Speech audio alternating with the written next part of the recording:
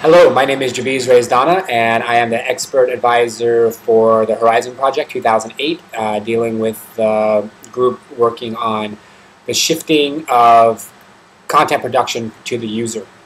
I've been asked to share my thoughts on what effect this has had on four categories, I suppose, which are education, art, health, and government. But let me start with the basics. I think it's a good idea to look at the overall picture and the overall shift that's happened with allowing users to now be content producers. I like to think of this as now we have what I call a generation of uploaders, whereas before the media was primarily a top-down activity, a very passive activity where a small group of people, largely corporate media organizations, governments, perhaps the major medical boards, would give information to the user from the top down, and the user was a passive person or person who would just receive the information and had no interaction with the people who were producing the information. The next generation of the internet, I believe, produced a group of downloaders where we were allowed to take this information in and start to kind of interact with it. We're now slowly starting to move, or the next step, I suppose, is where we move to the stage that people were allowed to communicate with the people who are producing this information. So, for example, if you saw a video on MTV.com, you could leave a comment about your thoughts. But now we're at the stage where the actual production of content is in the hands of the users.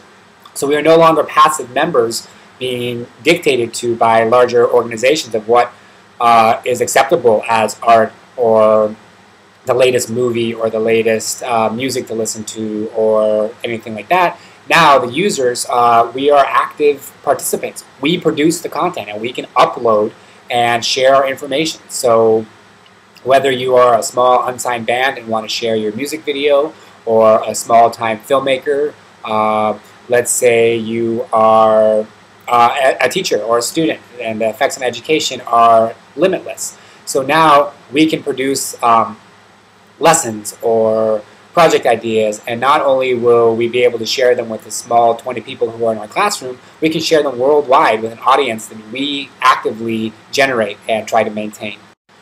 This shift in how content is produced I believe, has the major kind of powers that be running for their lives, because they're realizing that now they can no longer dictate what is the cool TV show or what is the film to watch.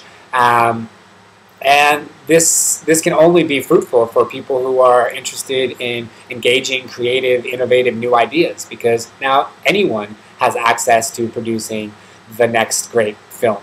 And the idea is that with video cameras and cameras being so prevalent in society, we now have the ability to sit down and say, okay, I'm going to make a 2-minute video for a song that I wrote, and I'm going to get this song out there. I'm going to get it on YouTube, I'm going to get it on MySpace, I'm going to share it with my friends on Facebook, and we are allowed now to be published authors through things like lulu.com. We are allowed to share our photography, our poetry, all these things with the world at large.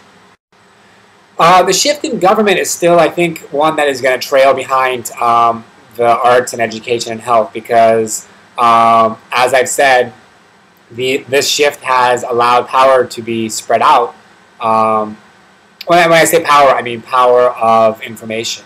And as we know, governments are most likely usually the last organizations or groups that want to give this power up. So, but that's not to say that the use or the content shift is not affecting government or activism at all, because now if users are at a demonstration or if they're at some kind of event, we can now be part of the news as well, which is, I think, maybe not quite government, but it's the nature of politics and journalism in a whole, where we don't have to wait for CNN or BBC or national governments to tell us what is happening. We can be on the ground and we can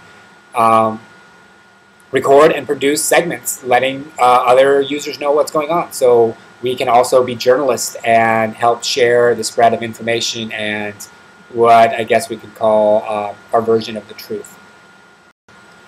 So in closing, the shift of production being, or content production being given to the user is one of the major steps, I believe, in a functioning global democracy, because it gives everyone a voice. And so no longer can we sit back and just be critics and say, why is this show so boring, or why is the music so this, or why is our government not doing that? Because now the onus of participation is in our hands.